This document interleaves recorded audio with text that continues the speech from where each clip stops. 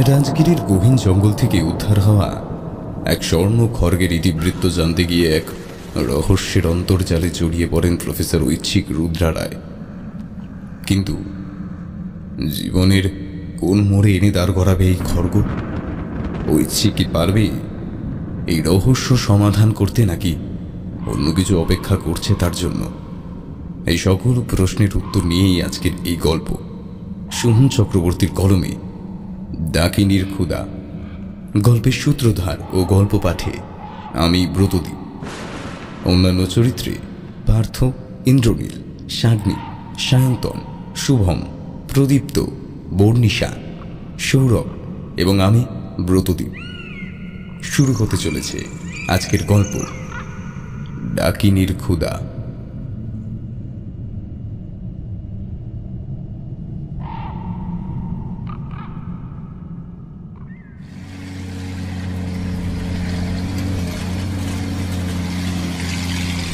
একরকমের অশ্রুতিকর আওয়াজ করতে করতে বেলগাছিয়া বস্তির সরু আর স্যাঁতস্যাঁতে ভেজা রাস্তার উপর দিয়ে বেশ কিছুটা কষ্ট করে ঢুকে গেল কোনো এক জন্মের রং চটে যাওয়া একটা জিপ গাড়ি। খুব একটা ভিতরে না ঢুকে বরং একটু বাইরের দিকেই নিজের গতি স্বল্প করে সামান্য এগিয়ে দাঁড়িয়ে পড়ল গাড়িটা। গাড়ি দাঁড়িয়ে পড়ার মুহূর্তের মধ্যেই গাড়ি থেকে নামলেন ইন্সপেক্টর সম্বরণ দাস এবং তার দল। সকলের হাতেই দুটো জিনিস বর্তমান, একটা হলো বন্দুক এবং অপরটি হলো ওয়াকি টকি, যাকে কিনা ফরাসি ভাষায় বলা হয় টকি ওয়াকি। পাঁচজনের এই দলটির মুখে বেশ একটা চিন্তার ছাপ। সেই চিন্তা নিয়েই ভিড়ের মধ্যে সবাই মিশে গেলেন এমনভাবে যেন খড়ের কাদায় সূচ। কিছুক্ষণ পর এবার সবার ওয়াকি টকিতে শোনা গেল একটা গলা। গলাটা সম্বরণবাবু। সম্বরণবাবু তার বার্ধক্যজনিত কারণে ভেঙে আসা কিন্তু ভারী এবং আত্মবিশ্বাসী কণ্ঠে বললেন, ডেল্টা 1 হিয়ার, সবাই নিজের পজিশনে থাকো। কেউ আমার অর্ডার ছাড়া পজিশন থেকে নড়বে না। ছক অনুযায়ী চারদিক থেকে রুমটাকে ঘিরতে হবে। আমার অর্ডারে একসাথে চার্জ করবো আমরা, কিন্তু খুব সাবধানে। ওভার।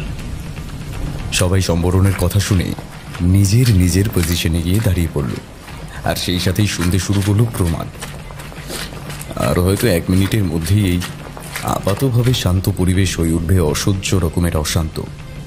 এই কথা ভাবতে ভাবতেই নিজের গোলাপি রঙের রুমাল দিয়ে মাথা মুছছিল নতুন পুলিশে ভর্তি হওয়ার রৌন। এর মধ্যেই যন্ত্রটা থেকে আবার ভেসে এলো সম্বরণের গলা। Delta 1 here, action begins on the count of 3। Over. 1 2 3, action begins. Over. 3 count করার সঙ্গে সঙ্গে ফুটে উঠল আগ্নেয়াস্ত্রের গুলি এবং ছুটে গেল একটা ভাঙাচোরা ঘরের দরজা লক্ষ্য করে। মুহূর্তের মধ্যে সেই শান্ত পরিবেশ হয়ে উঠল হই হুল্লোর আখড়া। চেঁচামেচির মধ্যেই সম্বরণ এবং রৌন ছুটে গেল দরজার দিকে এবং বন্দুকের গুলি ভরে দিল ঘরের দরজায় লাগানো স্টিলের তালায়। হয়তো চোরদের থেকে ঘরকে বাঁচানোর শক্তি থাকলেও পুলিশের গুলির কোনো উত্তর ছিল না সেই তালার কাছে। তাই এক পলকেই সেটি ভেঙে পড়ে গেল মাটিতে এবং তারপরের মুহূর্তেই দরজায় সজোরে একটা লাথি বাগিয়ে দিলেন সম্বরণ। আর ঘরে ঢুকতেই সামান্য দাঁড়িয়ে থাকা লোকটির দিকে বন্দুকের নল উঁচিয়ে বললেন, হ্যান্ডস আপ।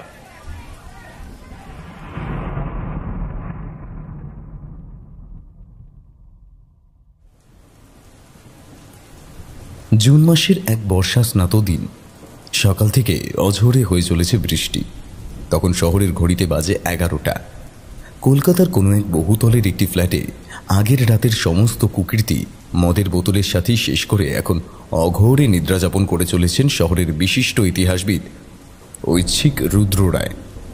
আদুরে ফর্সা গায়ে এবং গায়ে আঁচড়ের লাল লাল দাগ, হয়তো আগের দিনের কাজবাজেরই কিছু চিহ্ন। ঘরটা দেখলে মনে হয় যেন আগের দিন ঘরে হয়ে গিয়েছে একরকম তাণ্ডব। এর মধ্যেই খাটের পাশে থাকা কাঠের ডেস্কের উপর রাখা ফোনটা বেজে উঠল। বেশ কিছুবার বেজে কেটে গেল ফোনটা। আবারও কিছুমাত্র সময়ের বিরতি নিয়ে বেজে উঠল সে। এবার কিছুক্ষণ বাজলেও আর কেটে গেল না। ফোনটা তুলে নিলেন ঐচ্ছিক। হাই তুলতে তুলতে আধ বোঝা চোখে ফোনটা একবার দেখলেন।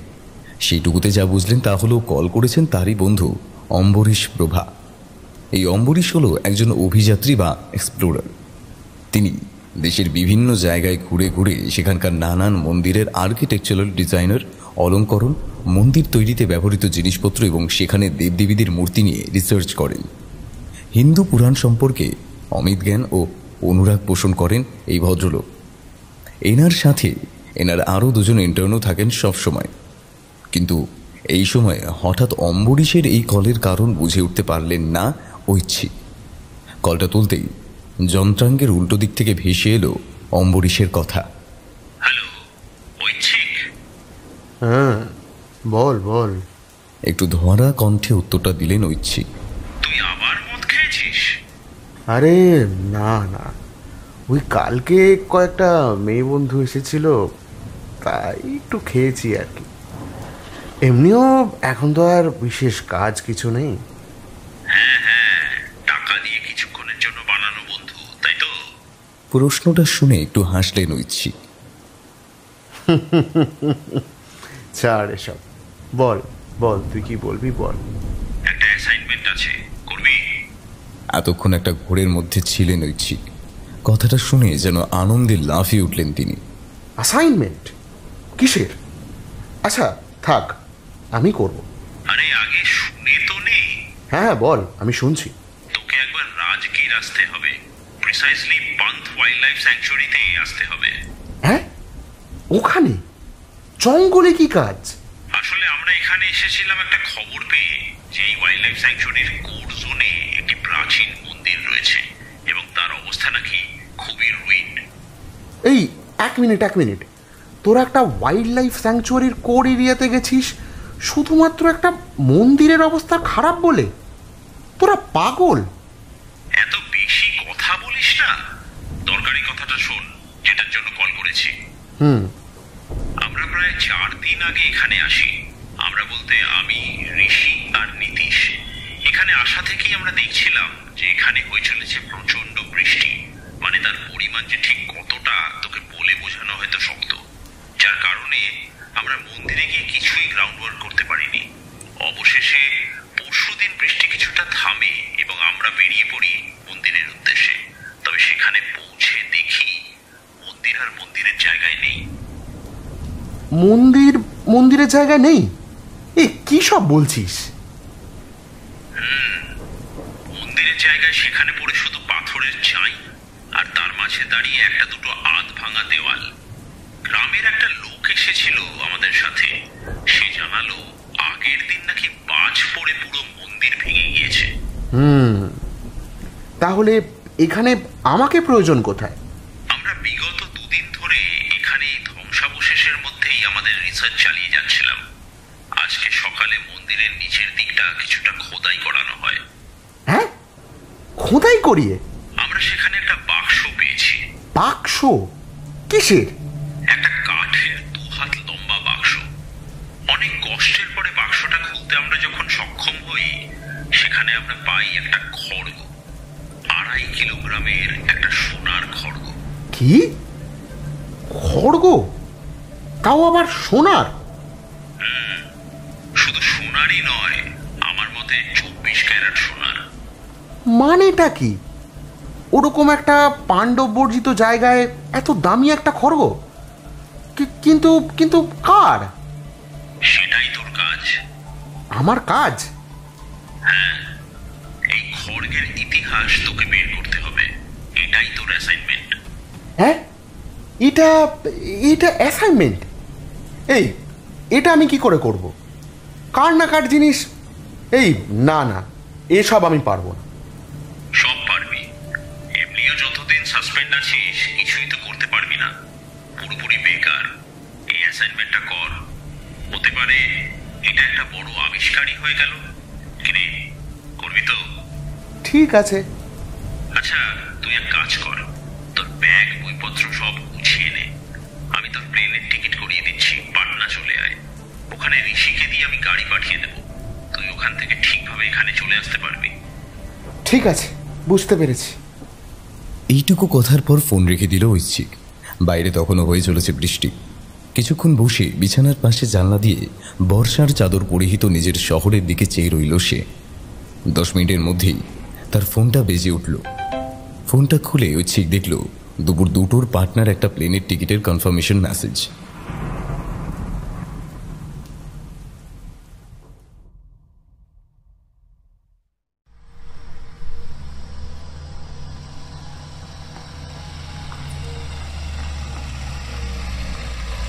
ঘড়ির কাঁটা সবে পার করেছে রাত 10টার দাগ।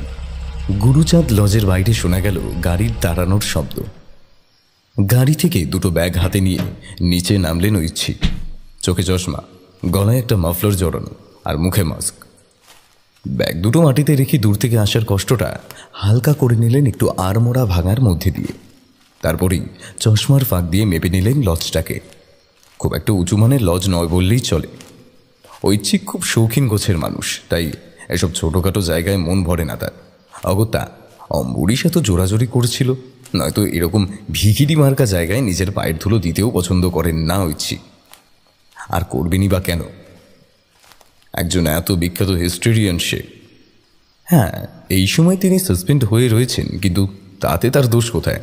তার নতুন সহকর্মী নিহারিকাকে দেখতে এতই সুন্দর, ওরকম মেদযুক্ত চেহারা, পুরুষ্ঠু বক্ষ, ফর্সা এবং একেবারে গোল মুখ, তার সাথে ছোট গোলাপি ঠোঁটের কাছে থাকা একটা তিল, দেখলে যে কোনো পুরুষেরই নিজের উপর নিয়ন্ত্রণ থাকে না। তিনিও রাখতে পারেননি, কি করবেন আর? এছাড়া তার মনেই তো হয়েছিল যে নিহারিকারও তাকে পছন্দ। তাই জন্যই তো তাকে সেদিন নিজের কেবিনে কাছে শেষে ডেকেছিলেন তিনি। এই সমস্ত কথাবার্তার মধ্যে জটলা পাকিয়েছে ততক্ষণে। এর মধ্যেই পিছন থেকে একটা হাত এসে আটকালো ঐচ্ছিকের কাঁধে। এক মুহূর্তেই ধোঁয়াশা হয়ে গেল সব চিন্তা এবং চমকে উঠলেন তিনি। পিছন ফিরে দেখলেন ঋষি এবং হরি দাঁড়িয়ে। ঋষি হাতটা কাঁধে রেখেছিল। সে বলল, কি হলো দাদা, এখানে দাঁড়িয়ে আছো? ভেতরে চলো, তুমি আসবে বলে কত ব্যবস্থা করলেন স্যার। হ্যাঁ, সে তো দেখতেই পাচ্ছি, দারুণ একেবারে। একটা ব্যঙ্গাত্মক সুরে কথাটা জানান দিলেন ঐচ্ছিক। কথাটা শুনে কিঞ্চিৎ খারাপ লাগলো ঋষি, কিন্তু ভদ্রতার খাতিরে কোনো উত্তর দিল না সে। শুধুমাত্র একটু হেসে কথাটা উড়িয়ে দিল। কি যে বলো না দাদা। আচ্ছা, সেসব থাক, দাও দাও, ব্যাগ 2টো দাও, আমরা এগুলো নিয়ে যাচ্ছি ভেতরে, তুমি এসো। ঠিক আছে। এইটুকু বলে কাঁধের ব্যাগ থেকে একটা সিগারেট বের করে জ্বালিয়ে নিলেন তিনি। হালকা ধোঁয়া ছাড়তে ছাড়তে প্রবেশ করলেন লজের অন্দরমহলে। ঢুকে বুঝলেন বাইরে থেকে যতটা সস্তার দেখতে লাগছিল, ভিতরটা ততটাও নয়। বেশ পয় পরিষ্কার এবং সাজানো চারিদিক। তিনি ভিতরে ঢুকতেই দেখলেন বাঁদিকের রাস্তাটা যেখানে গিয়ে মিলেছে সেটা সম্ভবত বসবার ঘর। সেখান থেকে লোকজনের কথা বলার শব্দও এসে চলেছে অনবরত। কথা বলার আওয়াজের পিছু ধরে যখন তিনি পৌঁছলেন সেই ঘরের সামনে, ভিতরে দেখলেন কাজ করছে অম্বরীশ আর নীতিশ। চারিদিক অগোছালো, সেখানে পড়ে রয়েছে বিভিন্ন বই এবং নানা রকমের ব্লুপ্রিন্ট। বাকিদের আকর্ষণ নিজের দিকে আনতে এবার কথা বলে উঠলেন ঐচ্ছিক। কাজ তো ভালোই এগোচ্ছে দেখছি। পরিচিত গলার আওয়াজে এক মুহূর্ত অবাক হয়ে গেলেও পুরনো বন্ধুকে সামনে দেখে মুখে একটা হাসির চিহ্ন ফুটে উঠল অম্বরীশের। নীতিশ শান্ত ছেলে, সে বিশেষ উৎসাহিত হলো না ঐচ্ছিককে দেখে। শুধু একবার প্রশ্ন করল, আসতে কোনো অসুবিধা হয়নি তো দাদা? মাথা নেড়ে নিজের উত্তর জানিয়ে দিলেন ঐচ্ছিক। পাশে দাঁড়িয়ে থাকা অম্বরীশ এবার বন্ধুকে আলিঙ্গন করতে এগিয়ে এলেন। আলিঙ্গন করে জিজ্ঞেস করলেন, এখন ঠিক আছিস? কেন ঠিক না থাকার কি বা আছে? হ্যাঁ, সিগারেটটা হাতে নিয়ে বললেন ঐচ্ছিক। আরে না, সেসব নয়, এতদিন পর তোকে দেখলাম তাই আর কি। ঠিক আছে, এবার যে জন্য ডেকে পাঠিয়েছিস সেটা দেখা। হ্যাঁ আয়, আমার ঘরেই আছে। চল। ঐচ্ছিক, অম্বরীশ এবং নীতিশ তিনজনে মিলে এগিয়ে গেল অম্বরীশের ঘরের দিকে। ঘরে পৌঁছতেই আলমারির ভিতর থেকে একটা 2 হাত লম্বা কাঠের বাক্স বের করে আনলেন অম্বরীশ। বাক্সটা বেশ অপরিচ্ছন্ন, কোথাও কোথাও তখনও লেগে রয়েছে মাটির চিহ্ন। কাঠের বাক্সটা দেখতে এতটাই রাজকীয় যে চোখে তাক লেগে যাওয়ার মতো। বাক্সটা হতভম্বের মতো শুধু দেখতে থাকলো ঐচ্ছিক। কোনো কথা আর বেরোলো না তার। এবার বাক্সটা খুলে ফেলল অম্বরীশ। একটা সোনালি ঝলকানির মধ্যে দিয়ে নিজের আত্মপ্রকাশ ঘটালো সেই খড়গটি। বাকরুদ্ধ ঐচ্ছিক এবার প্রথমবারের জন্য বললেন, আমি একবার হাতে নিয়ে দেখব। হ্যাঁ হ্যাঁ, সমস্যা কোথায়? যেন শুধু এইটুকুরই অপেক্ষা ছিল। এগিয়ে গিয়ে খড়গটিকে নিজের হাতে তুলে নিলেন ঐচ্ছিক। ভালো করে পর্যবেক্ষণ করতে শুরু করলেন সমস্তটা। বেশ ভারী এবং শক্ত। খড়গের হাতলটাও পুরোপুরি সোনার, আর খড়গের এই সোনার উপর কিছু কিছু জায়গায় রূপো দিয়ে বানানো নকশা, সবটা যেন মাত্রাতিরিক্ত সুন্দর ঐচ্ছিকের কাছে। এক নজরে হাত বুলিয়ে চলেছেন খড়গের গায়ে, যেন শীতের রাতে প্রেমিকাকে কাছে পেয়ে গেছেন। এবার অম্বরীশের ডাকে ধ্যান ভাঙল তার। কিরে, হলো দেখা? হ্যাঁ, কিছু বলছিস? ওটা দেখা হলো? হ্যাঁ, এই তো। কথাটা বলতে বলতে খড়গটি তিনি নামিয়ে রাখলেন হাত থেকে। এমনিও এত একটা ভারী জিনিস যে বেশিক্ষণ হাতে ধরে রাখা যায় না। বেশ ভারী কিন্তু। হাসতে হাসতে কথাটা বললেন ঐচ্ছিক। প্রত্যুত্তরে অম্বরীশ বলল, বেশ ভারী। আমি শুধু এইটুকুই ভাবছি যে এত ভারী একটা জিনিস, তাও আবার পুরোপুরি সোনার, ঠিক কতটা দামি হতে পারে এই জিনিস?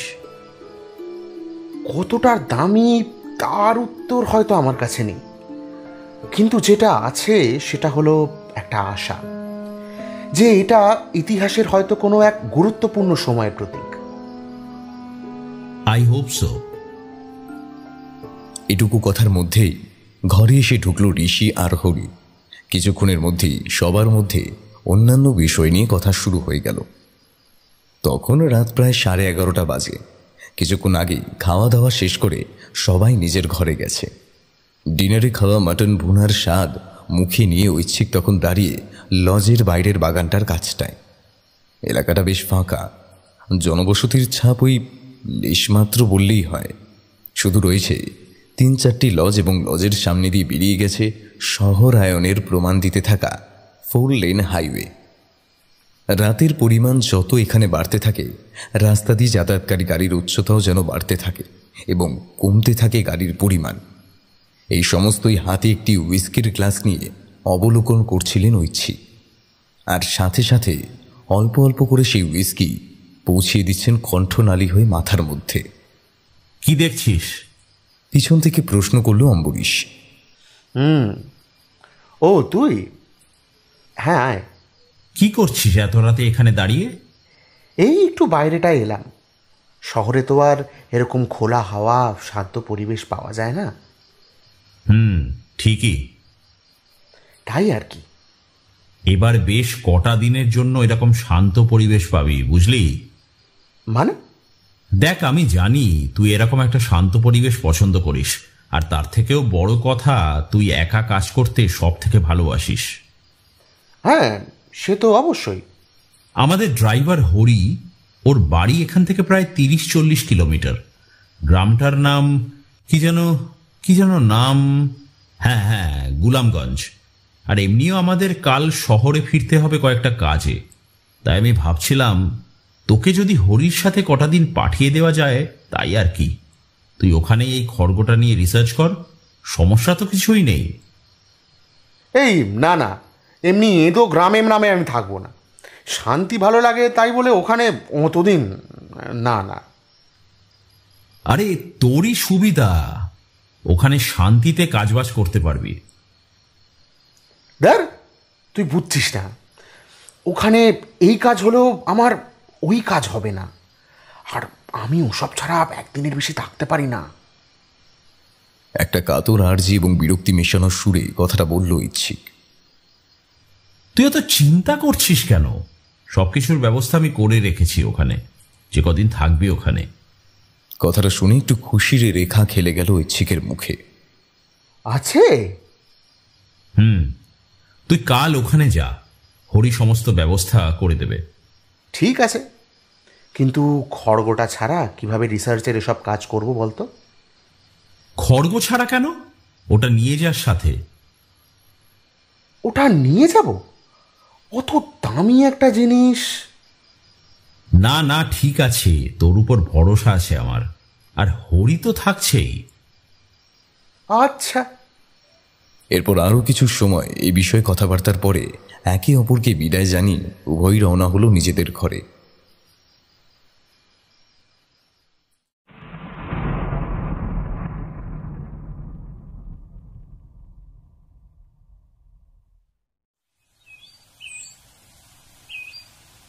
পরের দিনের কথা। সূর্যদেবতা ততক্ষণে মাথার উপর থেকে ঢলে গিয়েছেন পশ্চিমের দিকে। আকাশে দেখা দিয়েছে সিঁদুরে মেঘের রেখা। কিছুক্ষণ আগেই পিচ রাস্তা থেকে গাড়ি বাঁক নিয়েছে একটি মাটির রাস্তার দিকে। মাটির রাস্তা ধরে প্রায় আধ ঘন্টা গাড়ি চলার পরে গাড়িটা গিয়ে থামল একটা বেশ বড় কিন্তু একতলা পুরনো বাড়ির সামনে। এখানেও গ্রামে এসে পাশে খুব বেশি বাড়ি নেই, যা রয়েছে সবই প্রায় ছড়িয়ে ছিটিয়ে আছে। গাড়ি থেকে নেমে আশপাশ থেকে ঐচ্ছিক হরিকে প্রশ্ন করলেন, এখানে এত কম বাড়ি ঘর? হ্যাঁ স্যার, আসলে আমাদের গ্রাম খুব পিছিয়ে পড়া, তাই এখানের বেশিরভাগ লোকই বাড়ি বিক্রি করে দিয়ে শহরে চলে গেছে। কয়েক বছর পর হয়তো আমাদের এই গ্রাম আর থাকবেই না। বুঝলাম, ঠিক আছে, ভেতরে চলো। এরপর গাড়িতে থাকা খড়গের বাক্স এবং বাকি সমস্ত জিনিসপত্র নিয়ে দুজনে প্রবেশ করলেন বাড়িতে। বাড়িটা বাইরে থেকে দেখে বোঝা যায় যে বেশ অনেক দিন ধরেই কোনো সংস্করণের কাজ হয়নি এখানে। বাড়ির বাইরের দিকে অল্প অল্প করে শুরু হয়েছে ভাঙতে। কালো কালো ছোপ ছোপ নোংরা জমেছে বাড়ির দেওয়ালের গায়ে, আর তারই সাথী হিসেবে বাড়ির চারিদিকে গজিয়েছে হাজারো লতা পাতা। খুব সাধারণভাবে এবং কম কথায় বোঝাতে গেলে বলতে হয় পাণ্ডব বর্জিত গ্রামের কৃষ্ণ বর্জিত বাড়ি। বাড়িতে ঢুকতেই প্রথম ঐচ্ছিকের চোখ গেল বাড়ির টালির তৈরি ছাদের দিকে, যাকে কিঞ্চিত ছাগলের পেটের সাথে তুলনা করা যেতে পারে। তবে বাড়ির ভিতরের এইটুকু সমস্যা ছাড়া আর কিছুই চোখে এলো না ঐচ্ছিকের। সে শুধু বলল, বাড়ি এত ফাঁকা লাগছে, কেউ নেই বাড়িতে? আগে না স্যার, আমার মা বাবা গত হয়েছেন প্রায় 4 বছর হয়ে গেল। ও আচ্ছা আচ্ছা, তা বাড়ির অন্দরমহল তো বেশ যত্নে রেখেছ, বেশ পরিষ্কার পরিচ্ছন্ন। বাইরেটা দেখে যতটা বেকার লাগছিল ঠিক ততটা নয়। না স্যার, এতে আমার কিছুই কৃতিত্ব নেই। আমার বাড়ির পেছনে 2 মা মেয়ে থাকে, ওই মেয়েটাই বাড়ির যত্ন করে। শুধু বাড়ির নাকি তোমারও? এইটুকু বলে একটা তীর্যক হাসি হেসে উঠলেন ঐচ্ছিক। না না স্যার, কি যে বলেন আপনি। এবার নিজেদের মধ্যে কথা বলতে বলতে হরি ঐচ্ছিককে দেখিয়ে দিল তার ঘর। বেশ বড় গোছানো পরিপাটি ঘর। জানালার পাশে রাখা বেশ পুরনো আমলের একটা আরাম কেদারা। ঐচ্ছিকে তার ঘর দেখিয়ে দিয়ে এবং সমস্ত মালপত্র সেখানে নামিয়ে দিয়ে চলে গেল হরি। বেশ কিছুক্ষণ পরে নানান জিনিস নেড়ে চেড়ে দেখতে থাকলো সে। তারপর সে গিয়ে দাঁড়ালো ঘরের উত্তর দিকের বড় জানালার কাছে। জানালাটা বেশ বড় এবং জানলা থেকে গ্রামের সীমানা না হলেও বেশ অনেকটাই দেখা যায়। সেখান থেকেই কুজ্ঝটিকায় লাল হয়ে আসা সূর্যের মিলিয়ে যাওয়ার দৃশ্য দেখছিলেন ঐচ্ছিক, আর সাথে অনুভব করছিলেন জানলার লোহার ফাঁক দিয়ে উঁকি মারতে থাকা ঠান্ডা বাতাসকে। এর মধ্যেই ঘরে এসে ঢুকলো একজন অজ্ঞাত মানুষ। আপনি হরিদাদার বড়বাবু আছেন? হ্যাঁ, কে? আমি আম্ভা, হরিদাদার বাড়ির পিছিয়ে থাকি। যতদিন আপনারা এখানে রাখবেন আমিই আপনাদের দেখভাল করব। ও আচ্ছা, তুমি তাহলে সে? হরি বলছিল বটে। হ্যাঁ জি বারে বাবু, আমি। মেয়েটাকে একবার উপর থেকে মেপে নিলেন ঐচ্ছিক। মুখটা খুব একটা জুৎসই না হলেও চেহারাটা বেশ ডাগর, ভালোই বেশ। এবার একটা কথা জেনে নিতে প্রশ্ন করলেন ঐচ্ছিক, তা তোমার বয়স কত মেয়ে? আমার উমর 22 সাল। এই সাল মে 23 সাল হবে। ও, তা তুমি তো দেখছি বেশ বাংলা বলতে পারো, শিখলে কোথায়? হরিদাদা শিখিয়েছে বাবু। আমার তো বঙ্গালী বলতে বহুত আচ্ছা লাগে। বাহ বাহ, সে তো দারুণ কথা। তা তুমি কি কিছু বলবে? হ্যাঁ বাবু, বলছি আপকা খানা লাগ গয়া হ্যায়, ঘরে দিয়ে যাব? ঘরে নিয়ে আসবে? আচ্ছা আসো তাহলে, সাথে কিন্তু তুমিও খাবে। না না, আমি খাবো না, আপ খা লিজিয়ে। তুমি নিয়ে এসো, তারপর দেখছি। এরপর খাওয়া দাওয়া শেষ করে খড়গ নিয়ে নিজের রিসার্চের কাজে বসলেন ঐচ্ছিক। বিভিন্ন বই পড়তে পড়তে কখন যে রাতের কালিমা গভীর হয়ে পড়েছে তা বুঝতে পারেননি তিনি। রাতেও ঘরের খাওয়া দাওয়া শেষ করলেন ঐচ্ছিক এবং সময় নষ্ট না করে আবার বসে পড়লেন নিজের যথারীতি কাজে। এই সমস্ত কাজ করতে করতে তখন ঘড়ির কাঁটায় রাত 11টার চিহ্ন। এবার ল্যাপটপের দিকে তাকিয়ে থাকতে থাকতে অল্প অল্প করে চোখ ব্যথা শুরু করেছে ঐচ্ছিকের। কিন্তু কাজের মধ্যে ঢুকে পড়লে যেন বেরোতে পারেন না তিনি, সে যতই কষ্ট হোক না কেন। খাটে বসে একটা আর্টিকেল পড়ছিলেন ঐচ্ছিক। এমন সময় কাঠের দরজায় একটা হালকা টোকা মারার শব্দ তার কানে এলো। এই সময় আবার কে এলো এই কথা ভেবে তৎক্ষণাৎ খড়গের বাক্স আলমারির মধ্যে রেখে দিয়ে দরজাটা খুললেন ঐচ্ছিক। দরজার অন্য পারে দেখলেন দাঁড়িয়ে রয়েছে আম্ভা। রাতের মাদকতায় যেন একটু বেশি সুন্দরী লাগছে তাকে। খোলা চুল, মাথায় টিপ, সমস্তই যেন আরো বেশি করে কাছে টানছে ঐচ্ছিককে। তাও নিজেকে একটু সামলে নিয়ে ঐচ্ছিক প্রশ্ন করল, তুমি এখানে এত রাতে?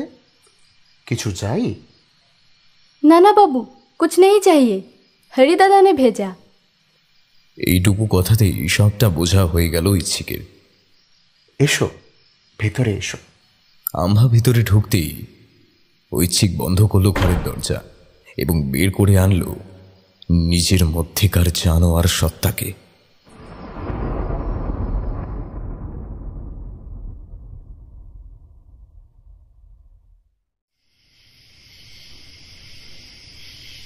এভাবেই কেটে গেল বেশ কিছু সপ্তাহ।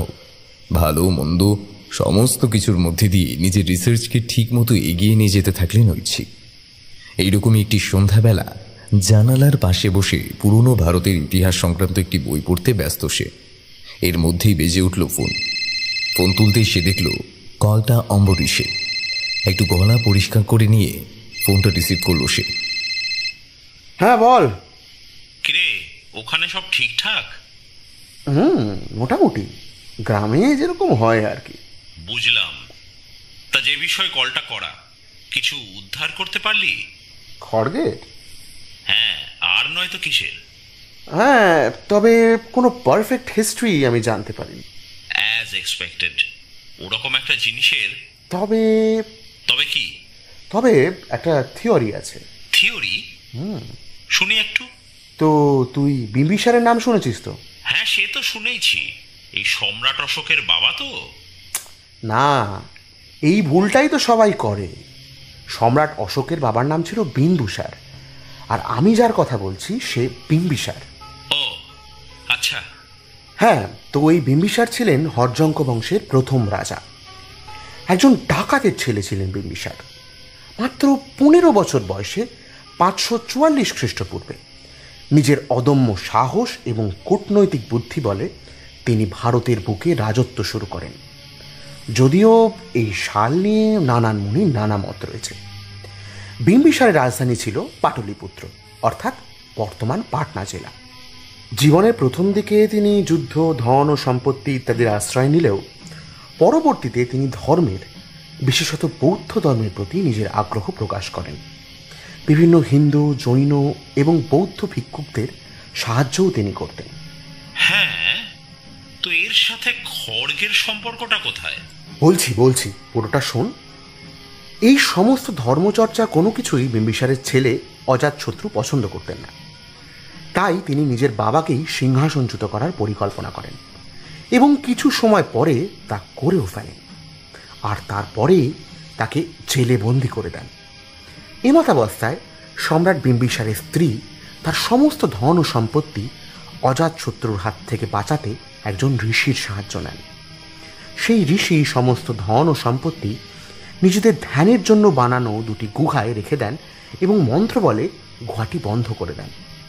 বর্তমানে সেই গুহাই স্বর্ণ ভাণ্ডার নামে পরিচিত। বলা হয় সম্রাট বিম্বিসার, তার স্ত্রী মানে মহারানী এবং সেই সাধু ছাড়া কেউই এই স্বর্ণ ভাণ্ডার খোলার মন্ত্র জানতেন না। পরে মোগলরা, এমনকি ইংরেজরাও এখানে আক্রমণ করেন এখানে থাকা ধন সম্পত্তির লোভে, কিন্তু গুহার দরজা কোনোভাবেই খোলা যায়নি। শুধু গুহার গায়ে লেগে রয়েছে সেই সব আক্রমণের চিহ্ন। আর একটা বিষয়ও এখানে বলা যায় যে ওই গুহার গায়ে প্রাচীন শঙ্খ ভাষায় নানান মন্ত্র লিখে রাখা রয়েছে। যে ওই মন্ত্র ডিকোড করতে পারবে সেই নাকি একমাত্র ওই দরজা খুলতে পারবে। বুঝলাম। তো তোর কথা এই যে এই খড়গ রাজা বিম্বিসারের, যার অস্তিত্ব আজ থেকে প্রায় 2500 বছর আগে ছিল, তাও আবার কি সব উটকো মন্ত্র হ্যান ত্যান বলছিস? মানে এই এতটা সময় এসব ভেবেছিস? না দেখ, আমি একটা কথা বলি, আমিও এসব মন্ত্র বা গাঁজাখড়ি কথা মানি না। তবে আমার মতে গুপ্তধন রয়েছে, আর সেটা হয়তো শুধু এই স্বর্ণ ভাণ্ডারই সীমাবদ্ধ নেই। হয়তো মহারানী আরও কিছু জায়গায় অল্প পরিমাণে কিছু গুপ্তধন রেখেছিলেন, যার হদিশ কেউ পেয়ে যায় এবং উদ্ধার করে আনে এই খড়গ। সম্ভবত বিহারেরই কোনো জমিদার এই খড়গের হদিশ পায়, কারণ পরবর্তীতে বিহারে উদ্ভব হওয়া জমিদারদের সকলেই ছিলেন অসম্ভব বড়লোক। তাই হয়তো এই খড়গটিকে দেবীর অস্ত্র ভেবে মন্দির বানিয়ে তার তলায় পুঁতে দেয় তারা। আর একটা জিনিস, বিহারে বা সেই সংলগ্ন কোনো এলাকায় অন্য কোনো রাজার গুপ্তধনের কথা কিন্তু ইতিহাসের পাতায় লেখা নেই, আছে শুধুমাত্র বিম্বিসারের কথা। আর একটা কথা, শুধু যদি প্রমাণের বশে সব হতো, তাহলে ভারতের ইতিহাসের একটা পর্যায় হয়তো আজ আর থাকতো না। কথা বলতে বলতে বেশ উত্তেজিত হয়ে পড়েছিলেন ঐচ্ছিক। খেয়াল করেনি কখন খোলা বাক্সের উপর হাত পড়ে গিয়েছে, আর সেই উত্তেজনার মধ্যেই খড়গের একটা কোনায় আঙুল লেগে উপরটা কিছুটা কেটে গেল তার। আকস্মিকভাবে হওয়ায় ছোট দুর্ঘটনায় একটু হালকা চেঁচিয়ে উঠলেন তিনি। পাশের ঘরেই ছিল হরি। ঐচ্ছিকের গলার স্বর শুনে সঙ্গে সঙ্গে সে ছুটে এলো ঘরের দিকে। জিজ্ঞেস করল, কি হয়েছে স্যার? না না কিছু না, শুধু একটু আঙুল কেটে গেছে। আমার ব্যাগে ওষুধটা আছে, একটু দাও তো, একটু বের করে দাও, তাহলেই হবে। কোনো কথা না বলে তাড়াতাড়ি ব্যাগ বের করে তা হাতড়াতে শুরু করলো হরি। এদিকে তখনও ফোনে বর্তমান রয়েছে অম্বরীশ। হঠাৎ করে কি হয়েছে বুঝতে না পেরে ঐচ্ছিককে প্রশ্ন করল সে। কিরে, কি হলো আবার? ফোন কানের কাছে না থাকায় প্রথমে কিছু না শুনলেও পরের মুহূর্তে ফোন কানে দিল। একই প্রশ্ন ছুটে এলো ফোনের অপর দিক থেকে। উত্তরে ঘটে যাওয়া ঘটনা অম্বরীশকে জানিয়ে তিনি বললেন, আচ্ছা আমি বলছি, আমার তো ফাইন্ডিংস আমি জানিয়ে দিলাম, আমার কাজ এখানে শেষ। তাহলে এবার খড়গটা সাবধানে শহরে নিয়ে যেতে হবে, তো আবার গভর্নমেন্টের হাতে তুলেও দিতে হবে। এখানে আমরা সেই কাজেই ব্যস্ত ছিলাম। কটা দিন এর ব্যাপারে একটু দাঁড়িয়ে যা, উইথ গভর্নমেন্ট অফিসিয়ালস আমরা যাব। ঠিক আছে রে, তবে আজকের মতো রাখি। কথাবার্তা শেষে ফোন কেটে দিলেন ঐচ্ছিক। ততক্ষণে আঙুলে ব্যান্ডেজ লাগানো হয়ে গেছে হরির। দেখলেন ঘড়ির কাঁটায় তখন 9:05। হরি কিছু একটা কথা বলার জন্য ইতস্তত করছেন, সেটা বুঝে ঐচ্ছিক বললেন, কিছু বলবে? আগে স্যার বলছি যে আমাকে একটু বেরোতে হবে। বেরোতে হবে এই রাতে? কোথায় যাবে এখন? ওই একটু আপনার জন্য দারু আনতে যাব। ও, শেষ হয়ে গেছে? হ্যাঁ স্যার। ঠিক আছে, নিয়ে এসো। দাঁড়াও, টাকা দিই। এই বলে পকেট থেকে প্রায় 1000 টাকা বের করে দিয়ে ঐচ্ছিক বললেন, এই টাকাটা নিয়ে যাও। আর বেশি দিন তো এখানে থাকতে হবে না, যে কদিন আছে তার জন্য অল্প আনলেই হবে। জানো তো আমার ব্র্যান্ড, 2 বোতল আনো আর বাকিটা নিজের কাছেই রেখে দিও। আচ্ছা স্যার। কথোপকথন শেষ হলে ওরই সময় নষ্ট না করে বেরিয়ে গেল ঘর থেকে। ওদিকে জ্বলে উঠল দেশলাইয়ের মাথা এবং সাদা সিগারেটের মুখও সময়ের মধ্যে হয়ে পড়ল লাল। ধিমা ধিমা আছে হালকা ধোয়া বেরিয়ে এলো সিগারেট থেকে। দুটো দীর্ঘ শুকটানের মধ্যে দিয়ে আবার বই পড়তে উদ্যত হয়ে উঠল ঐচ্ছিক। রাত 10টার সময় প্রতিদিনই এই গ্রামের বিদ্যুৎ ব্যবস্থা হয়ে পড়ে বিকল। এই কিছু সপ্তাহ এখান থেকে তা ভালো রকমই জেনে ও বুঝে নিয়েছেন তিনি। তাই ফোনে রোজই দিয়ে রাখেন রাত 9:55 অ্যালার্ম। রোজকারের মতো আজও অ্যালার্ম বেজে উঠল। বই পড়তে পড়তে তন্দ্রাচ্ছন্ন হয়ে কখন যে সে ঘুমিয়ে পড়েছিল বুঝতে পারেনি। এবার অ্যালার্মের আওয়াজে হঠাৎ করে চমকে উঠল সে। তবে ঘুম থেকে উঠে বেশ অবাক হয়ে পড়লেন তিনি। চারিদিক তখন গিলে খেয়েছে অন্ধকারে। ঘরটা দেখে মনে হয় যেন পাতালের অন্তরালে কোনো কক্ষ, যেখানে নেই কোনো আলো, যেখানে নেই কোনো শুভ। চারিদিকের এই অন্ধকার বুঝে ধাতস্থ হতে বেশ কিছুটা সময় নিলেন ঐচ্ছিক। তারপর আরাম কেদারা থেকে উঠে চোখ ডলতে ডলতে বেরিয়ে এলেন ঘর থেকে। একবার দুবার হরিকেও আওয়াজ দিয়ে দেখলেন তিনি, কিন্তু প্রত্যুত্তরে কোনো শব্দই এলো না বিপরীত দিক থেকে। বুঝলেন এখনো হরি ফেরেনি, তাই নিজেই মোমবাতি খুঁজে জ্বালিয়ে ফেলেন এবং সেটিকে ঘরে রেখে এলেন নিজে। একা বাড়িতে তখন যেন নিজের পায়ের আওয়াজও কয়েক গুণ বেশি ভারী লাগছে তার। রান্নাঘরে বোতলে জল ভরতে ব্যস্ত ঐচ্ছিক। এমন সময় তার কানে এলো বাইরে থেকে ভেসে আসা একটা ক্ষীণ আওয়াজ। খুব মন দিয়ে শুনলে বোঝা যায় ঝিঝি পোকার ডাক, কিন্তু সেই আওয়াজের সাথে আরেকটা আওয়াজও ভেসে আসছে সমানভাবে। শুনলে মনে হয় যেন লোহায় কেউ আঁচড়ে চলেছে অনবরত। তাই জল ভরে তাড়াতাড়ি ঘরের দিকে পা চালালেন ঐচ্ছিক। ঘরে গিয়ে দেখলেন বাইরে থেকে উড়ে আসা দমকা বাতাসে নিভে গিয়েছে মোমবাতি, আর তার সাথেই ঘরে ছড়িয়ে পড়েছে একটি মিষ্টি সুগন্ধ। সুগন্ধটা অনেকটা গন্ধরাজ ফুলের মতো। একবার কিছু একটা মনে করে মুখের কোণে বেশ হাসি ফুটে উঠল ঐচ্ছিকের। এবার অল্পের মধ্যেই ঘোর ভাঙল তার। নিভে যাওয়া মোমবাতি জ্বালানোর জন্য বাক্সের গায়ে আবার ঘষলেন দেশলাইয়ের মাথা। জ্বলে উঠল দেশলাই। দেশলাইয়ের সেই ক্ষণিকের আলোয় তিনি দেখলেন সামনের জানালায় সাদা পর্দা অল্প অল্প উড়ে চলেছে কোনো বাধা ছাড়াই। আর তার থেকেও মারাত্মক যেটা, সেটা হলো পর্দার এসে পড়া একটা। যদিও সেটা দেখে বোঝাই যাচ্ছে যে সেটা অন্তত ঐচ্ছিকের হতে পারে না, কিন্তু খুব ভালোভাবে দেখা গেল না সেই প্রতিবিম্ব, কারণ মুহূর্তের মধ্যেই নেমে গেল সেই ছোট দেশলাই। কিন্তু তখন সেই জানালার কাছে নেই কোনো। মনের ভুল ভেবে আবার জ্বালালেন সেই দেশলাই এবং এবার জ্বালিয়েও ফেললেন মোমবাতি। কিন্তু এবার যখন জানালার দিকে চোখ গেল তার, একইভাবে সেখানে রয়েছে সেই ছায়া, কিন্তু এবার যেন আরো কাছে। সে পর্দার দিক থেকে চোখ সরাতে চেয়েও পারছে না ঐচ্ছিক। যেন সেই জানালা, সেই পর্দা কেমন একটা এগিয়ে আসছে কাছে, কেমন যেন নেশাতুর করে তুলছে ঐচ্ছিককে।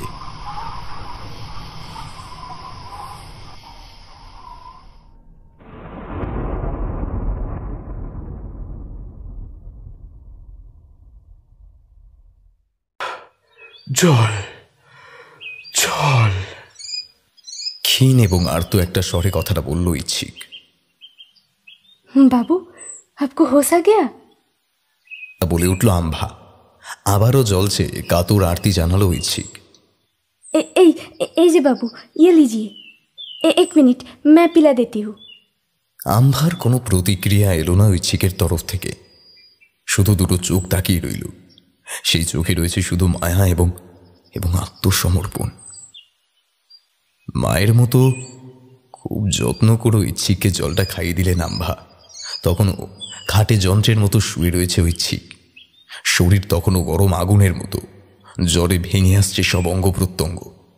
ঐচ্ছিকের জ্ঞান ফিরেছে শুনে সঙ্গে সঙ্গে ঘরে এসে ঢুকলো হরি। স্যার, স্যার আপনি এখন ঠিক আছেন? না না, আমার প্রচণ্ড গা হাত পা এসব ব্যথা করছে। প্রচণ্ড কষ্টের সাথে কথাটা বলল ঐচ্ছিক। তার শরীরের সমস্ত জোর যেন নিঃশেষ হয়ে গেল কথাটার মধ্যে দিয়ে। কিন্তু তাও আর একবার খুবই কষ্ট করে জিজ্ঞেস করলো সে, কি হয়েছিল আমার? কিছুটা আতকে উঠে হরি একটু ইতস্তত করলো, কিন্তু সবটা বলা প্রয়োজন মনে করে বলতে শুরু করলো সে। কাল রাতে মদের দোকান খোলা না থাকায় আমি বড় রাস্তায় গিয়েছিলাম মদের দোকান খুঁজতে। সেই করতে করতে আমার একটু বেশি রাত হয়ে যায়।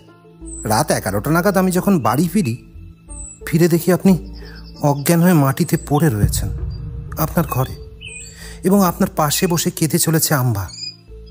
তারপর অনেক চেষ্টা করেও যখন আপনার জ্ঞান ফিরল না, আমি বাইরে গেলাম ডাক্তার ডাকতে। আমাদের এখানে ডাক্তার পাওয়া খুবই কঠিন। ডাক্তার আনতে সেই শহরে যেতে হয়। ডাক্তার নিয়ে আসতে আসতে তখন বাজে প্রায় সকাল 7টা। ডাক্তারবাবু আপনাকে দেখে বললেন আপনার নাকি শরীরে রক্তাল্পতা দেখা দিয়েছে এবং বেশিক্ষণ ফেলে রাখার কারণে জ্বরও এসে গেছে। তাই জন্যই তিনি ওষুধ দিয়ে যান। কিন্তু তারপরেও আপনার জ্ঞান ফেরেনি। সেটা ফিরল এই এখন প্রায় 15 ঘন্টা পরে। তাও শরীরে একটু কিছু উন্নতি হয়নি আপনার? আচ্ছা স্যার, আপনার সাথে কাল রাতে কি হয়েছিল একটু বলুন তো। প্রচণ্ড কষ্টের মধ্যেই খুব অল্প কথায় সমস্তটা বোঝানোর চেষ্টা করলেন ঐচ্ছিক। সবটা শুনে আম্ভা এবং হরি উভয়ই যেন একটু চিন্তার মধ্যে পড়ে গেল। দুজনেরই মুখে ফুটে উঠল চিন্তার রেখ। স্যার, এসব আপনি কি বলছেন? যা হয়েছে তাই। একটু উঠে বসতে বসতে বিরক্তির সাথে উত্তরটা দিলেন ঐচ্ছিক। কিন্তু স্যার, এসব হতে পারে আমার মনের ভুল, কিন্তু কাল রাতেই হঠাৎ কেন? আর সব কিছুর তো কোনো উত্তর থাকে না স্যার। সে তো ঠিকই, কিন্তু আমার মতে এখানে কাল রাতে যা হয়েছে তা কোনো খুব খারাপের ইঙ্গিত দিয়ে চলেছে। মানে? সে মানে জানতে হবে স্যার। কি ভুল ভাল অশিক্ষিতের মতো কথাবার্তা বলছো? না স্যার, এখনই কিছু না করলে অনেক দেরি হয়ে যাবে। আরে আমি তো কিছুই তোমার কথা বুঝতে পারছি না। এইসবের শেষ উত্তর হয়তো একজনই জানে স্যার। কে? বাবা দরভাঙ্গাওয়ালা। আমাদের এখানে খুব পূজিত একজন মানুষ, অনেকে সাহায্য করেছেন তিনি, আমাদেরও নিশ্চয়ই করবেন। তুমি জানো আমি এসব বিশ্বাস করি না, তাও কাল আপনার সাথে যা হয়েছে তারপর আমি আর কিছু ভাবতে পারছি না।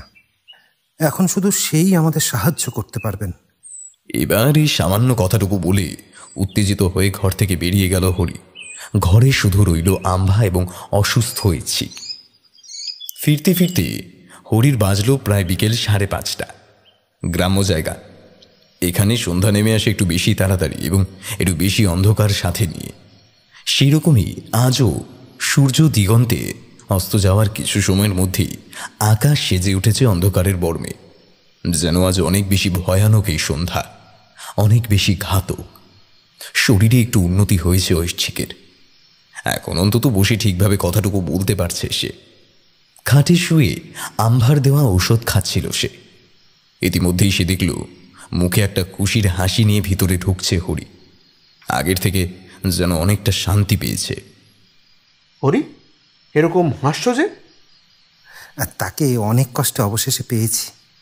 ওই যে তান্ত্রিককে আনতে গেছিলে, আমি তোমাকে কতবার বারণ করলাম, এসব বুজরুকি ছাড়া কিচ্ছু নয়, কিছু বোঝে না সোজা না, একটা কিছু করলেই হলো।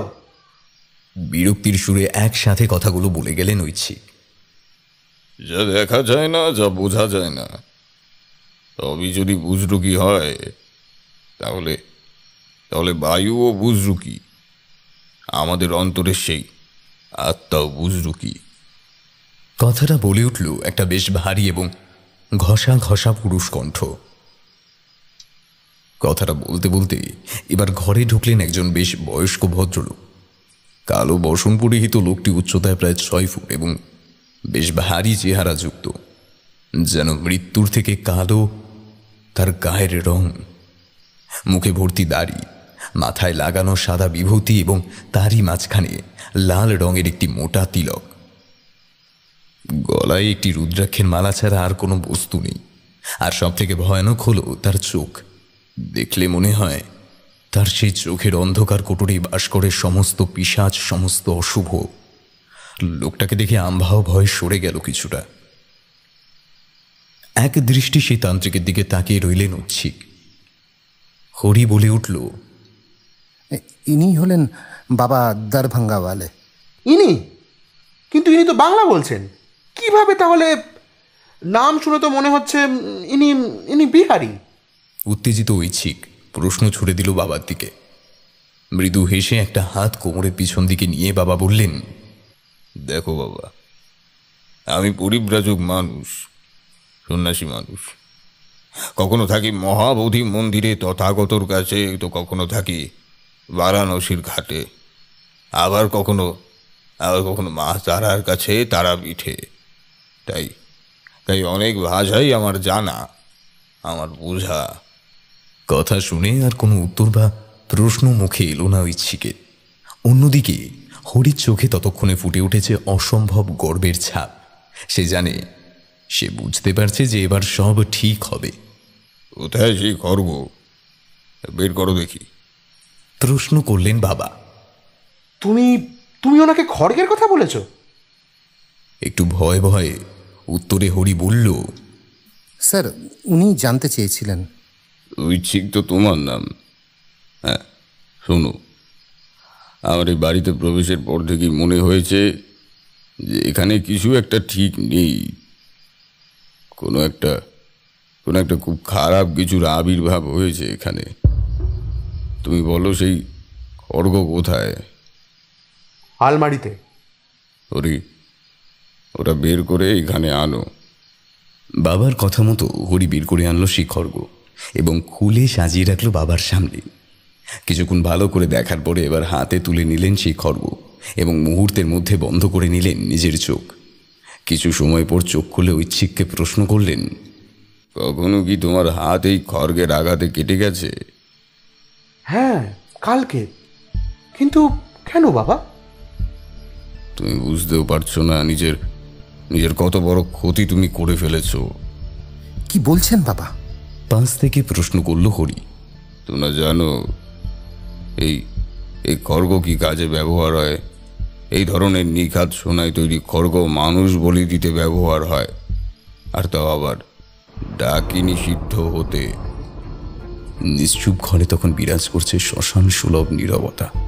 শুধু বলে চলেছেন বাবা, কাল এই খড়গ তোমার রক্তের স্বাদ পেয়েছে, আর তার সাথে সেই ডাকিনীও। এই ডাকিনী বড়ই ভয়ানক জীব। মানুষ তৈরি পঞ্চভূত দিয়ে, কিন্তু এই ডাকিনীরা তৈরি শুধুমাত্র শক্তি দিয়ে। এদের না আছে মায়া, না আছে দয়া। তাই আমাদের হাতে সময় রয়েছে শুধু আজ রাতটুকু। এর মধ্যে কিছু না করলে ঐচ্ছিকের শরীরের রক্তাল্পতা একসময় এমন পর্যায়ে গিয়ে পৌঁছাবে যখন ছিবড়ের মতো শুধু পড়ে থাকবে শরীরটা, না থাকবে রক্তের একটা বিন্দু, আর না থাকবে প্রাণের। আপনি কি বলছেন? আমি যে এত রিসার্চ করে দেখলাম এই খড়গ তো রাজা বিম্বিসারের। আচ্ছা, আমাকে একটা প্রশ্নের উত্তর দাও তো। কি প্রশ্ন? তুমি আজ অবধি জীবনে যা করেছো সবই কি সফল হয়েছো? না, অনেকবার অসফল হয়েছি। মানুষ অসফল হলে কি হয় জানো? মানুষ শেখে, আর এটা তোমার সেই রকমই একটা শেখার মুহূর্ত। এবার পাশে দাঁড়িয়ে থাকা হরি প্রশ্ন করল, কিন্তু এই সমস্যার সমাধান কিভাবে হবে বাবা? তোরা জানিস সে ডাকিনিকার সহচরী? কার? দেবী ছিন্নমস্তার। কিন্তু এর পিছনে রয়েছে আরও দুটি ঘটনা। ছিন্নমস্তা দেবীর উৎস সন্ধান পাওয়া যায় মহাভাগবত পুরাণে। দক্ষ রাজা শিবকে তার যজ্ঞে আমন্ত্রণ না জানানোয় রুদ্ধর সতীদেবী দশ মহাবিদ্যার রূপ ধরেন। ছিন্নমস্তা তাদেরই অন্যতম। তারা শিবকে কেন্দ্র করে 10 দিকে অবস্থান করেন। ছিন্নমস্তার অবস্থান শিবের ডান দিকে। আবার নারদ পঞ্চরাত্র শাস্ত্র মতে এই দেবীর আবির্ভাবের একটি ঘটনা আছে। সেই ঘটনাটাই এখানে প্রয়োজনীয়। নারদ পঞ্চরাত্রের মতে একদিন দেবী পার্বতী তার 2 সহচরীদের নিয়ে মন্দাকিনীতে স্নান করতে গিয়েছিল। সেই সময় তার মনে হঠাৎ কামনা জেগে ওঠে, তার ফলে তিনি অনুরাগে রক্তবর্ণা হন। তার সহচরীদ্বয় এই সময় ক্ষুধার্ত হয়ে তার কাছে খাদ্য প্রার্থনা করেন। দেবী তাদের কিছুক্ষণ অপেক্ষা করতে বলেন বাড়ি গিয়ে খাওয়ার ব্যবস্থা করব। কিন্তু বারবার তারা ক্ষুধার জন্য জানিয়ে প্রার্থনা করলে এই ডাকিনী বর্ণিনী রূপে মায়ের দুপাশ থেকে খাদ্য প্রার্থনা করলে করুণাময়ী জননী তাদের এই প্রার্থনা শুনে নিজের বাম নখাদ্র দিয়ে নিজেরই মস্তক ছিন্ন করে সেটি নিজের বাম করতলে ধারণ করলেন। ছিন্ন মস্তক ও কণ্ঠ থেকে ত্রিধারায় রক্তস্রোত প্রবাহিত হতে লাগল। বাম ও দক্ষিণ দিক থেকে নির্গত 2টি ধারা 2 সখী ভয়ঙ্করী মূর্তির ডাকিনী ও বর্ণিনীর ঊর্ধ্বমুখ লেলিহান জিহ্বায় সংযোজিত হল, আর মধ্যধারাটি নিজ ছিন্ন মুখে পড়তে লাগল। এইভাবে নিজ মুণ্ড ছিন্ন করে সখীদের পরিতৃপ্ত করেছিলেন বলে তার নাম হয় ছিন্নমস্তা। এই দেবী একমাত্র পারেন ডাকিনীর এই রক্ত পিপাসা থেকে আমাদের উদ্ধার করতে। ঐচ্ছিককে দেবীর কবচ দিয়েই একমাত্র বাঁচানো যায়, কিন্তু এই অমিত শক্তিধারী ডাকিনী আমাদের আটকানোর চেষ্টা করবেই। নিজের শিকারকে এত সহজে ছাড়বে না হয়তো সে, কিন্তু কিন্তু আমিও পূর্ণ প্রচেষ্টা করবো ইচ্ছিককে বাঁচানোর। ঠিক আছে বাবা, আপনি বলুন কি করতে হবে। হরি উদ্গ্রীব হয়ে প্রশ্ন করল বাবাকে। ওই মেয়েটাকে এখান থেকে দূরে পাঠিয়ে দাও। বাড়িতে যদি আরো কোনো মহিলা থেকে থাকে তাহলে তাকেও। আর আমার কিছু লাল ফুল এবং লাল ফল লাগবে। এছাড়াও অগ্নিকুণ্ড জ্বালানোর জন্য অল্প ঘি এবং কাঠ লাগবে। আর লাগবে ওই খড়গ। এর সাথে ওই চিকের যে রক্তের সম্বন্ধ তৈরি হয়েছে সেটাকে ভাঙতে হবে সবার আগে। আর এক ঘটি ঠান্ডা জল দিও আমায়। আর ঠান্ডা জলই লাগবে বাবা? না, মানে আমি খাবো বলে চাইছিলাম আর কি। ও, আমি সমস্ত কিছু ব্যবস্থা করে দিচ্ছি বাবা, সব হয়ে যাবে, আপনি দাঁড়ান। এরপরই খুব তাড়াতাড়ি আম্ভাকে নিয়ে বেরিয়ে গেল হরি, এবং প্রায় আধ ঘন্টার সময়ের মধ্যেই লাল ফুল, ফল এবং ঘি নিয়ে একা হাজির হলো বাবার সামনে। বাহ, সবই তো এনেছো দেখছি, কিন্তু কাঠ নেই তো। আমাদের রান্নার জন্য কাঠ কাটা রয়েছে বাবা, আমি নিয়ে আসছি। ঠিক আছে, তুমি আনো, আমি ওই চিককে তুলে ঠাকুর ঘরে নিয়ে যাচ্ছি। আর হ্যাঁ, বাড়ির সমস্ত ঘর অন্ধকার করে দাও, যেন আগুনের আভা ছাড়া বাড়িতে আর কোনো রশ্মি না এসে পড়ে। বেশ কিছুক্ষণ সময় কেটে গিয়েছে। বাড়ি এখন পুরোপুরি অন্ধকার। বাইরে থেকে শুধু আসছে কয়েকটা ঝিঝি পোকার ডাক। এবার সমস্ত কিছু এক জায়গায় গুছিয়ে পাশেই রাখা আসনের উপর বসিয়ে দিলেন ঐচ্ছিককে। শরীরে কোনো জোর নেই ঐচ্ছিকের।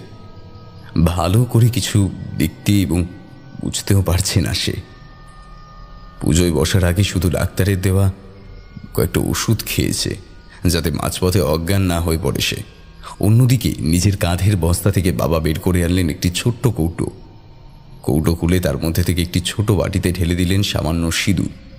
সিঁদুর ঢালতে ঢালতে ঐচ্ছিককে বললেন, মা কালীর পুজো করা সিঁদুর, একটু জল ঢেলে মন্ত্র পড়ে চারিদিকে গণ্ডি কেটে দিলে অশুভ শক্তি কাছে আসবে না। আর কিছুক্ষণ সময় হাতে পাওয়া যাবে। এক জায়গায় নিথর হয়ে শুধু বসে রয়েছে ঐচ্ছিক।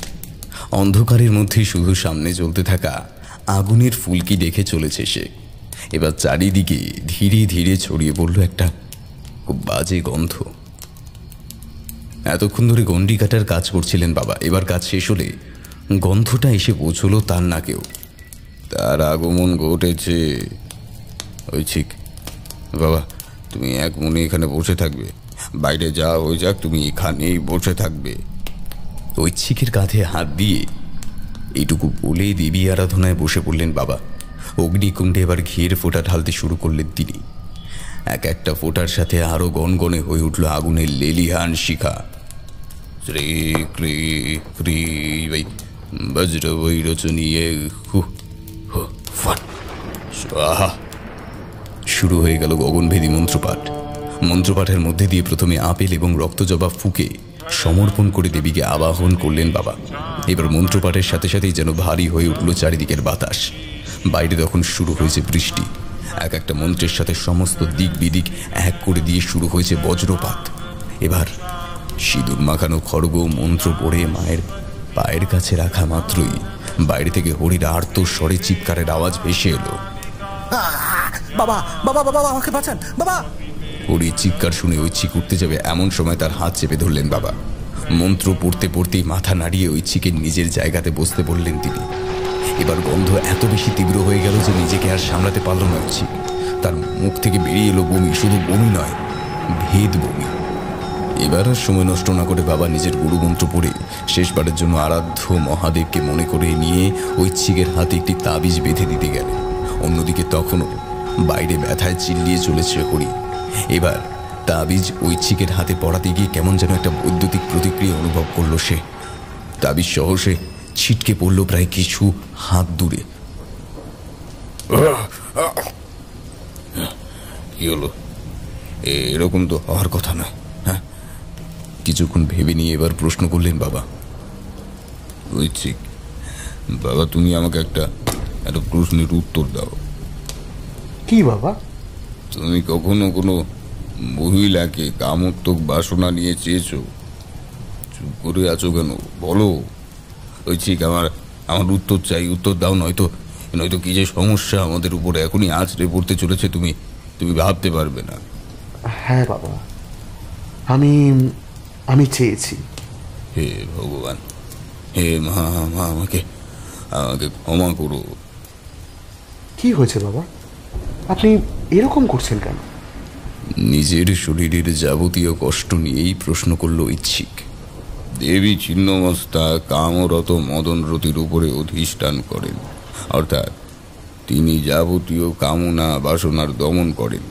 তিনি যৌন সংযমের প্রতীক, আর তারই কবজ আমি তোমাকে দিচ্ছিলাম। আমি যে কি ভুল করে ফেলেছি। ভুল? কি ভুল বাবা? দেবী নিজে রুষ্ট হয়ে পড়েছেন তোমার উপর, আর শুধু তুমি নও, এই পুরো গ্রামের উপর। এই গ্রামে মরক লাগবে, নিশ্চিহ্ন হয়ে যাবে সব। কি বলছেন আপনি এসব? না না না না, আমার একার জন্য এসব হতে পারে না বাবা। কিছু কিছু রাস্তা তো থাকবেই। বলুন বাবা, আপনি বলুন। কিছুক্ষণ চোখ বন্ধ করে ভেবে এবার চোখ খুললেন তিনি। চোখে নেই আর কোনো আত্মবিশ্বাস। প্রচণ্ড ভারী মন নিয়ে সে জানালো, দেবী ছিন্নমস্তা আত্মবলিদানেরও প্রতীক। এখন শুধু তোমার আত্মবলিদানই হয়তো বাঁচাতে পারে হরিকে, আম্ভাকে আর এই গ্রামকে।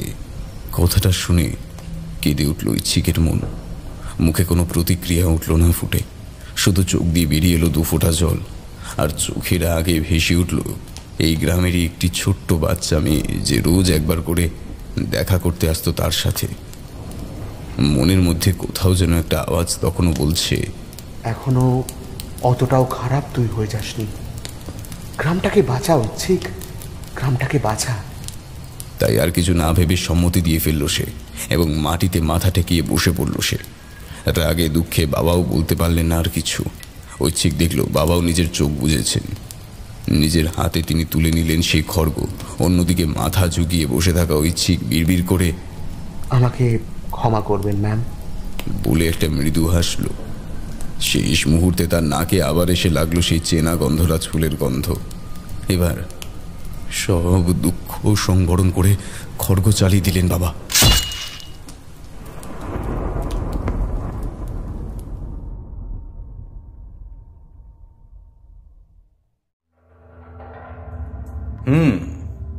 কি কি হয়েছিল সে তো না হয় বুঝলাম, কিন্তু কেন আর কিভাবে সেগুলো যে আমাদের জানতে হবে, কি তাই তো হরিবাবু? বেশ একটা সন্তুষ্টি নিয়ে কথাটা বললেন সম্বরণ বাবু। তখন সামনের চেয়ারে ব্যথায় কাতরাচ্ছে ড্রাইভার হরি। দেখে বোঝাই যাচ্ছে মেরে মেরে এই অবস্থা করা হয়েছে তার। মাথা কেটে গিয়েছে, ঠোঁটের কাছে অনেকটা জায়গা ফাটা, আর চোখের নিচের দিকে পড়ে রয়েছে কালশিটে। হাঁপাতে হাঁপাতে হরি আবার বলতে শুরু করলো, যেদিন অম্বরীশ স্যাররা খড়গটা খুঁজে পান, সেদিনই স্যার প্ল্যান করে নিয়েছিলেন যে খড়গটা বিদেশে পাচার করবেন। উনি এসব কাজ আগেও করেছেন, তাই ওনার খদ্দের খুঁজতে সময় লাগেনি। কিন্তু কিন্তু ওনার এই খড়গের হিস্টোরিক্যাল ভ্যালু, হ্যাঁ, ওই জানার প্রয়োজন ছিল, যাতে আরও বেশি দামে সেটাকে তিনি কালো বাজারে বিক্রি করতে পারেন। এবং তিনি জানতেন যে এর জন্যে তার ইতিহাসবিদের প্রয়োজন। কিন্তু কিন্তু তিনি খুব ভালো করে জানতেন যে পরে তাকে রাস্তা থেকে সরাতে হবেই। তাই তিনি ঠিক করেন যে ঐচ্ছিক রুদ্ররায়ের থেকে ভালো টার্গেট আর কেউ হতে পারে না। লোকটা মদখোর, মেয়েবাজ, সব রকম বদগুণ লোকটার ছিল। তাই আগে থেকে সমস্ত কিছুই আমরা ভেবে রেখেছিলাম। লোকটাকে আমাদের বাড়িতে নিয়ে যাওয়ার পর আমি ধীরে ধীরে লোকটার অনেক কাছে চলে এসেছিলাম। আমাকে নিজের কাজের সমস্তই একবার করে লোকটা বলতো। তাই আগেই আমাকে ওই বিম্বিসারের লুকোনো ধন সম্পত্তির কথা বলেছিল, এবং সেই সমস্ত আমি আগেই স্যারকে জানিয়ে দিই। তারপরে শুরু হয় আমাদের প্ল্যানের আসল জায়গা। ঐচ্ছিক যে সিগারেট খেত সেগুলো আমিই নিয়ে আসতাম। যেদিন ওর আঙুল কেটে গেল, সেদিনের সিগারেট আমি অল্প ঘুমের ওষুধ মিশিয়ে দিয়েছিলাম। এমনকি ঐচ্ছিকের মোবাইলের ওই অ্যালার্ম, যেটা তখন বললাম, সেটাও আমি 5 মিনিট পিছিয়ে দিই, যাতে যখন ঘুম থেকে উঠে ওসব অন্ধকারে দেখে, আর যে গ্রিল আছড়ানোর শব্দ আর সেই ছায়া দেখা যাচ্ছিল, সবেরই পিছনে ছিল আম্ভা। কিন্তু ঐচ্ছিক আমাদের জানিয়েছিল যে ও নাকি গন্ধরাজ ফুলের গন্ধ পাচ্ছিল সেই সময়। সেটা কিন্তু আমাদের করা কাজ নয়। সেটা ছোট ব্যাপার, বাকিগুলো আমি গেস করেই ফেলেছিলাম। বাকিগুলো বলো শুনি, কতগুলো গেস মিলে যায় সেটাই দেখার, বা বলা উচিত ভাবার। আচ্ছা, ওই ঐচ্ছিকের অজ্ঞান হওয়ার বিষয়টা, সেটা কি হয়েছিল? এই ঘুমের ওষুধই। ও আচ্ছা আচ্ছা, ঠিক আছে। তারপর শরীরকে কমজোর করে দিতে বেশ অনেকটা মতো রক্ত শরীর থেকে বের করে নি, এবং সেটাতে কাজও দেয়। এতটাই কমজোর হয়ে পড়লো যে শরীরের অবস্থা হয়ে পড়লো অস্বাভাবিক রকমের খারাপ। এই রক্ত বের করলে কেন? এর মোটিভ কি ছিল? আমরা চেয়েছিলাম যাতে ওনাকে শরীর খারাপ করে বিশ্বাস করাতে পারি যে সত্যি ওনার উপর কোনো ডাকিনীর নজর রয়েছে, এবং ওই বহুরূপী যা অভিনয় করলো সবটা সত্যি। আরে দূর, ওসব আর বলতে হবে না। ওসব তোমাদের ওই ভণ্ড বাবার থেকে আমি জেনেই নিয়েছি। তোমার স্যারই যে ওইসব সংলাপ, অত মাইথোলজি সবকিছুকে বুঝিয়ে পাঠিয়েছিল, আমি সবই জানি। এবার যেন মাথায় আকাশ ভেঙে পড়ল হরির।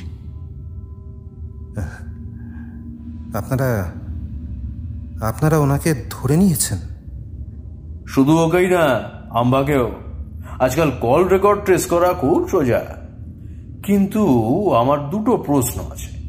প্রথমটা হলো, খুনটা এইভাবে করলে কেন? আর দ্বিতীয়ত, খড়গ কি পাচার হয়ে গেছে? আর হলেও কার কাছে?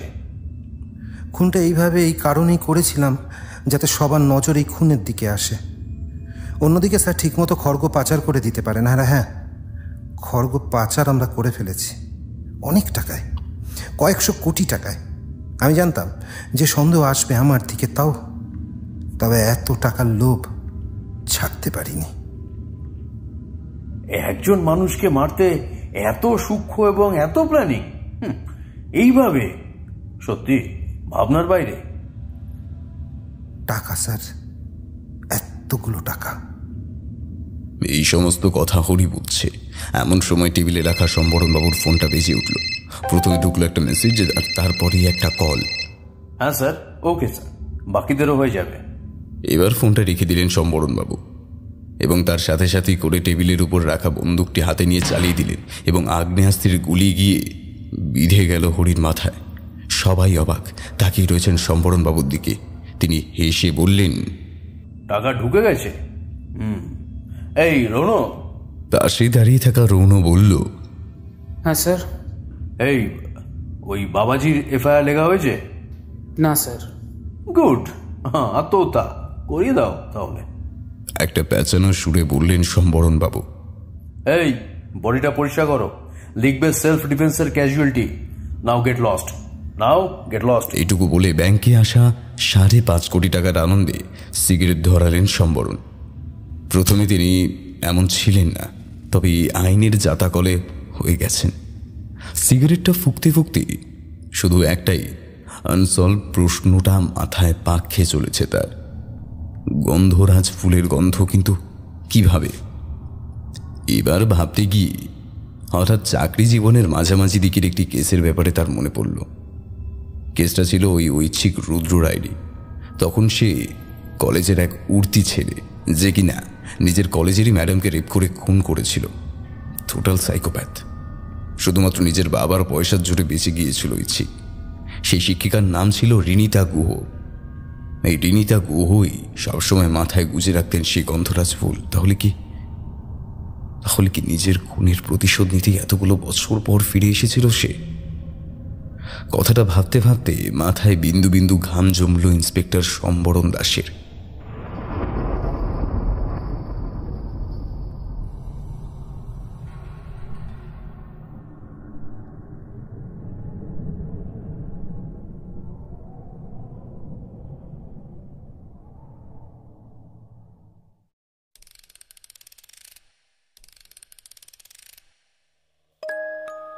শুনছিলেন সোহন চক্রবর্তীর কলমে ডাকিনীর ক্ষুধা।